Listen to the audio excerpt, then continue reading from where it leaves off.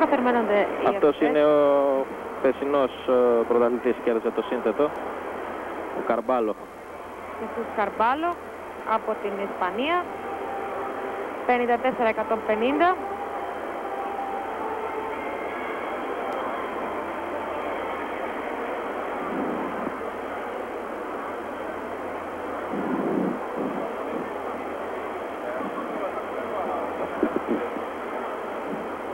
Στους κρίκους θα αγωνιστούν, μια και επιμένει ο Ιταλός σκηνοθέτης να μας δείχνει τους κρίκους, ο Αλεξέη Ντεμιάνοφ, ο Ανδρέας Κούσιος από την Κύπρο, ο Χεσούς Καρμπάλο από την Ισπανία, ο Δημήτρη Καρμπονέγκο, Γάλλος πια, ο Φραντσέσκο Κολόμπο, Ιταλός, ο συμπατριώτης του Γιούρι Κέκη, μεγάλο όνομα των αγώνων στους Ολυμπιονίκες της Ατλάντα, ο Δημοσθένης Ταμπάκος και ο Ισπανός ο Μαρ Κόρτες.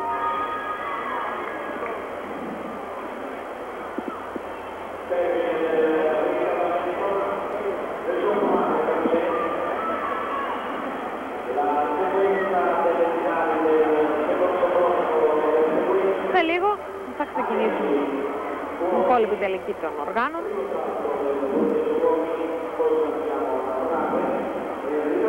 Ελληνική συμμετοχή, κρίκους και στιδοκό από την Βάσο Σαβδαρίδου.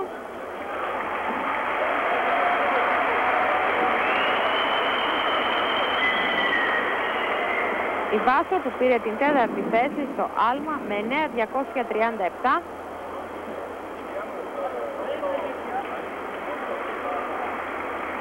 Και θα παρακολουθήσουμε την προσπάθεια του Αλεξέη Ντεμιάνοφ στην Κροατία, στους κρίκους. Είναι ο πρώτος αθλητής. Είναι δυνατός αθλητής και αυτός. Βλέπουμε κάνει ένα σβάλο αυτό το ψαράκι, ένα στατικό σημείο, τον ανάποδο σταυρό, ξανά σε ανάποδο σταυρό,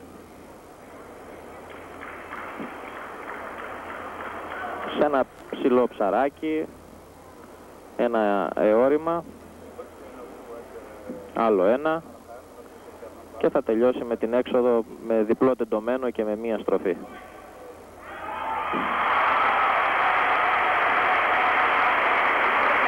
Αυτός ήταν ο Αλεξέη Ντεμιάνοφ.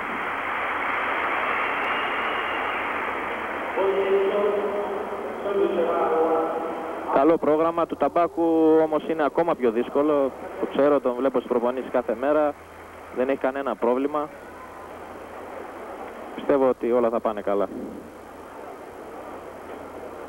Να ευχηθούμε να κατακτήσει και ο Δημοσθένης Ταμπάκος ένα μετάλλιο στους κρίκους, στους 13ους μεσογειακούς αγώνες, εν οργανισμής, τρίτη και τελευταία ημέρα των αγώνων. Παρακολουθείτε την απευθείας μετάδοση από την ΕΤ2.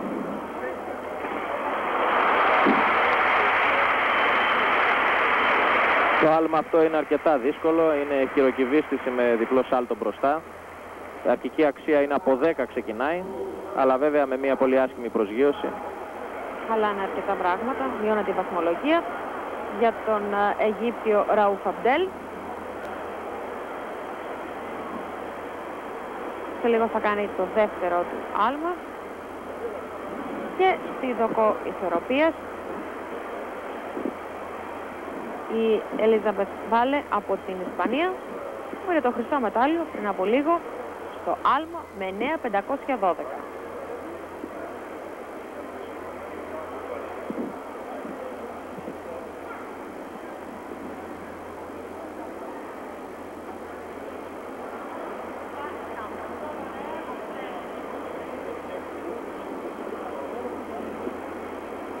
Στη δοκό ισορροπίας θα έχουμε τη δυνατότητα να παρακολουθήσουμε και την προσπάθεια της Βάσος Τσαβδαρίδου.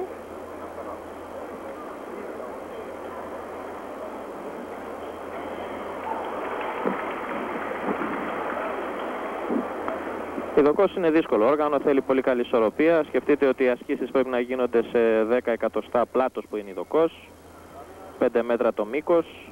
Καταλαβαίνετε ότι χρειάζονται εξαιρετικές ικανότητες. Και γι' αυτό και οι πτώσεις είναι Πολύ εύκολο να γίνουν. Τώρα ετοιμάζεται για την έξοδο.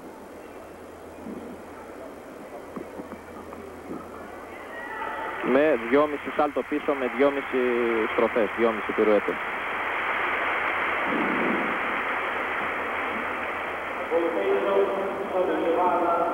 Περιμένουμε τη βαθμολογία για την Βάλε.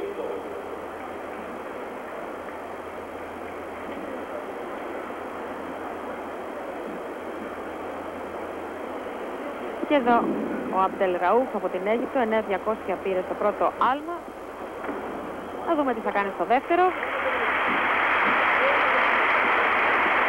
Το δεύτερο ήταν δύσκολο και αυτό, από 9.80 βέβαια αρχική αξία, είναι ροντάτ με διπλή πυρουέτα. Πρέπει να είναι διαφορετικά τα άλματα και στους άντρες και πάλι βαθμολογείται, ο μέσος όρος βγαίνει. Όπως συμβαίνει και στις γυναίκες.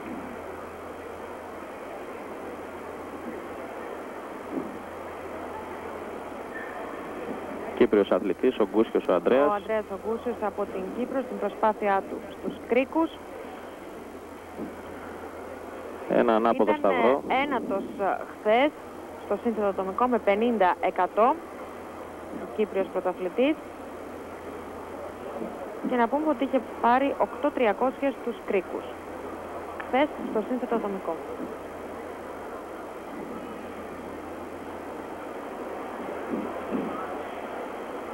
Και 9.320 ο μέσος όρος για τον Αιγύπτιο αθλητή στο άλμα.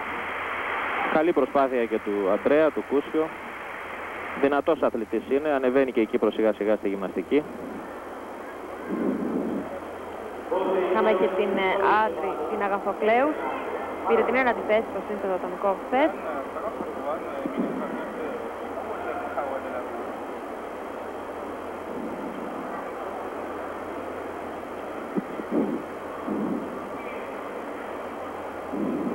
Και άλλος ένας αθλητής από τη Βόρειο Αφρική, ο Μαροκινός Ρεντουάν Εντεράκ, από το άλμα του.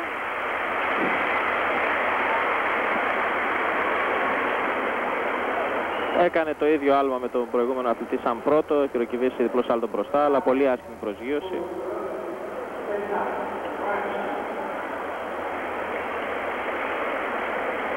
Σχεδόν δεν βρήκαν καθόλου τα πόδια. Επικίνδυνη προσγείωση. Και αυτή είναι η Ελβίρ Τεζά από τη Γαλλία. Χρυσό μετάλλιο στο δίζυγο με 9.850. Βαθμολογήθηκε η Γαλλίδα πρωταθλήτρια, που ήταν 16η σε σύνθετο ατομικό στην Ατλάντα, 4η στο δίζυγο στο παγκόσμιο του Σαν Χουάν πέρυσι.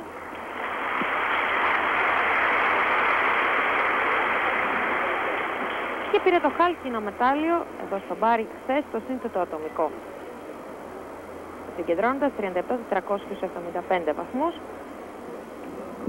Στη Δοκό είχε βαθμολογηθεί με 9.575.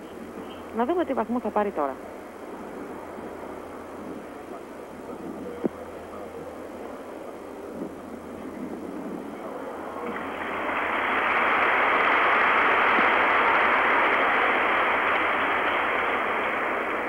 Έχει δύσκολες ασκήσεις, ολόκληρη πυρουέτα σε μια καθιστή θέση.